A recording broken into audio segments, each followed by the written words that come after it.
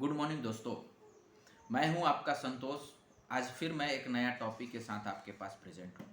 आज का टॉपिक है इंश्योरेंस हमारे लाइफ के लिए, हमारा पर्सनल ग्रोथ के लिए क्यों इम्पोर्टेंट है।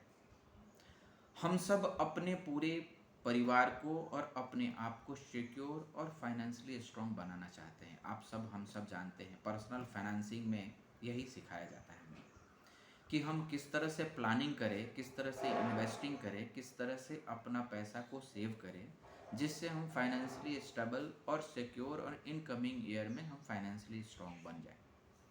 लेकिन ये सारे चीज़ का सबसे इम्पोर्टेंट चीज़ बहुत लोग मिस कर जाते हैं और वो होता है इंश्योरेंस। इंश्योरेंस हमारे लाइफ का सबसे इम्पोर्टेंट और पर्सनल फाइनेंसिंग का सबसे पहला पिलर है, क्योंकि इनिशियल स्टेज में जब हम पर्सनल फाइनेंसिंग करते हैं या जब करियर के शुरुआत कोई आदमी करता है, उस समय उसके पास इनकम बहुत कम रहता है और उसके पास बहुत ज़्यादा सेविंग भी नहीं रहती है। डैट मीन्स अगर उस ड्यूरेशन में, उस कम सेविंग के ड्यूरेशन में किसी तरह का मिस हैपनिंग होती है तो उसकी पूरी प्लानिंग फेल हो जाएगी, उसकी पूरे के पूरे सेविंग बर्बाद हो जाएगा, उसके पास कुछ भी नहीं रहेगा। तो हम समझना चाहते हैं कि कैसे हमारा इंश्योरेंस हमारे पर्सनल फाइनेंस और हमारे फाइनेंशियल स्टेबिलिटी में मदद करता है। तो सबसे पहले दो तरह का इंश्योरेंस हमें सबसे इम्पोर्टेंट है, हमारे पास रहना ही चाहिए। पहला हेल्थ इंश्योरेंस और दूसरा टर्म इंश्योरेंस। टर्म इंश्योरेंस हमारा एज के हिसाब से वेरी करता है और ये सबसे कम उम्र में हमें ले लेना चाहिए। ये बहुत आसानी से मिल भी जाता है, हमारा इनकम का लगभग 13 टू 15 टाइम तक मिलता है। तो डैट मीन्स ये अपने इनकम के हिसाब से, और अगर एज किसी का कम है तो ये 1 करोड़ का term insurance 5 to 700 per month के EMI पर भी अवेलेबल है। तो इसीलिए हमें सबसे पहला एंड सबसे मोस्ट इम्पॉर्टेंट चीज़ है कि हमें पर्सनल फाइनेंस का पहला पिलर जो कि इंश्योरेंस है उसे पूरा करना चाहिए। तो टर्म इंश्योरेंस हमें शुरू में ले लेना चाहिए।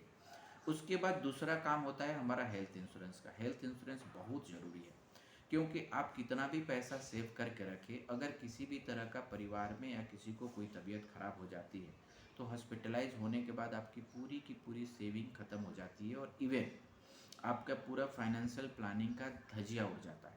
आपके पास कुछ भी नहीं बच पाता है, इवन आपको बैंक्रप्सी डेट में से आपको उधारी लेने की ज़रूरत पड़ जाती है।